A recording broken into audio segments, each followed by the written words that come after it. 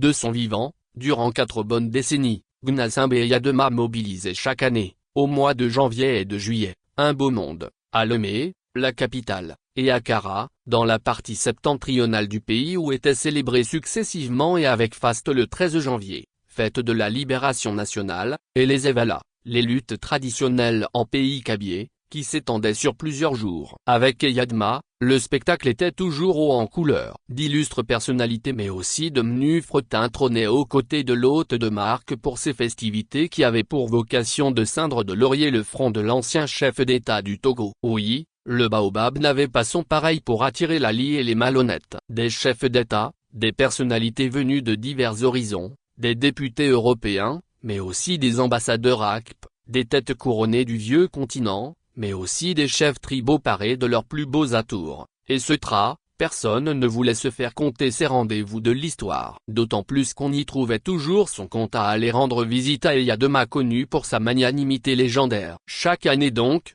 et durant 38 ans, Lomé et Kara ne désemplissaient pas tout un aéropage de VIP mais aussi de griots et autres troubadours au service de la dictature débarquaient à Lomé et à Pia, le village natal de Gnassingbé Eyadema pour prendre part à ces cérémoniales à la gloire du maître du séant. 2 décennies après son décès, le fantôme du général Eyadema continue de planer sur le Togo. Puisque la semaine dernière, Kara avait grouillé de monde. Tout le conglomérat au pouvoir s'était transporté dans le septentrion pour célébrer le 20e anniversaire du décès de l'ancien président togolais, qui coïncidait aussi aux 20 ans d'accession au pouvoir de son fils. Même si le régime afin d'occulter cet autre anniversaire. Pour les opposants de Fort Gnassingbé, il ne fait l'ombre d'un doute. Celui-ci a instrumentalisé les 20 ans de décès de son père pour célébrer son propre pouvoir.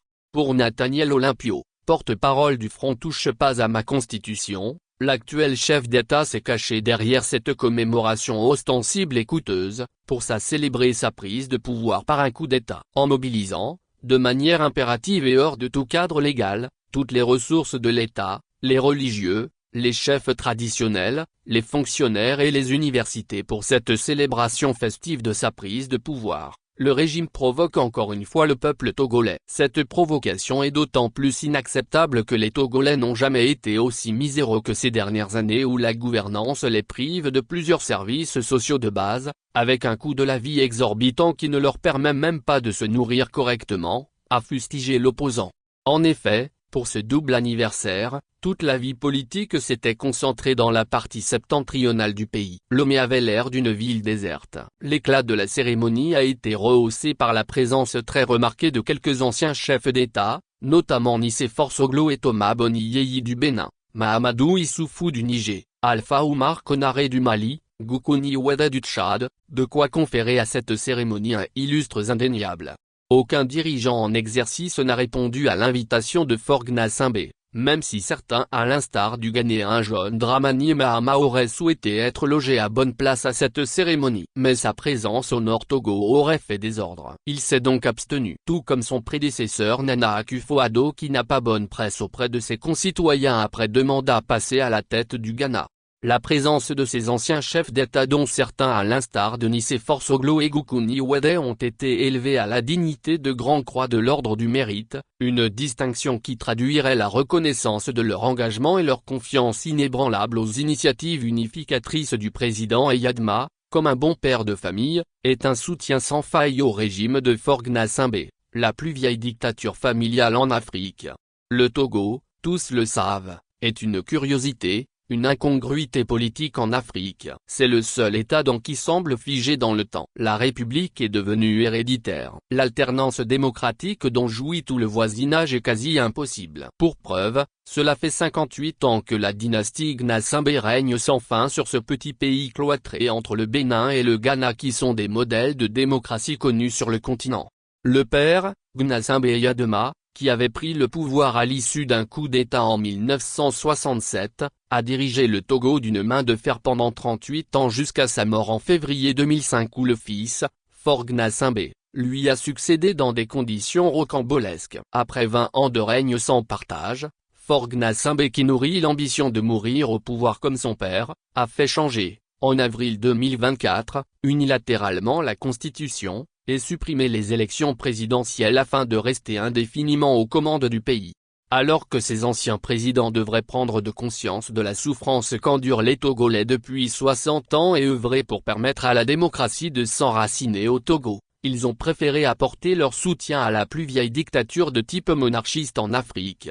On se rappelle, début octobre 2019, avait eu lieu à Niamey, au Niger, au moment où Mahamadou Issoufou était encore aux affaires, un sommet sur le constitutionnalisme et la limitation des mandats présidentiels, avec la participation d'anciens chefs d'État et de gouvernement africains, de chercheurs et de praticiens du droit constitutionnel. À l'occasion, le président nigérien avait tenu un discours qui avait émerveillé tout le continent. L'usure du pouvoir peut conduire au despotisme, au clanisme et à l'inefficacité, affirma-t-il. Il est évident que les détenteurs du pouvoir sont portés à en abuser et cela se vérifie d'autant plus que leur présence au pouvoir est longue. Le peuple aspire au changement de manière périodique et la limitation de mandat lui offre cette opportunité. Bien avant, après avoir exprimé à maintes reprises son désir le plus ardent de passer le pouvoir à un successeur démocratiquement élu, il a fait une déclaration devenue culte. J'ai beau chercher, je ne trouve aucun argument qui justifierait que je me sente irremplaçable ou providentiel. Nous sommes 22 millions de Nigériens,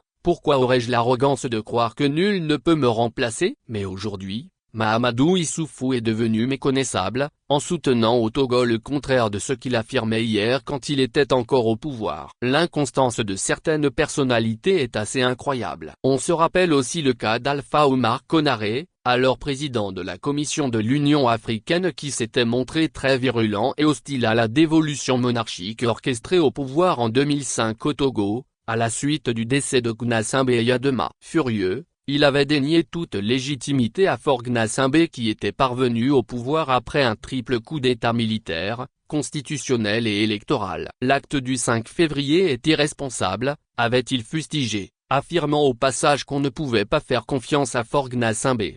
Voilà les mêmes chefs d'État qui adoubent aujourd'hui Faure Gnassingbé qui s'est durablement installé au pouvoir après avoir pris la place de son père et qui ne rêve que d'une chose, mourir au trône comme son géniteur.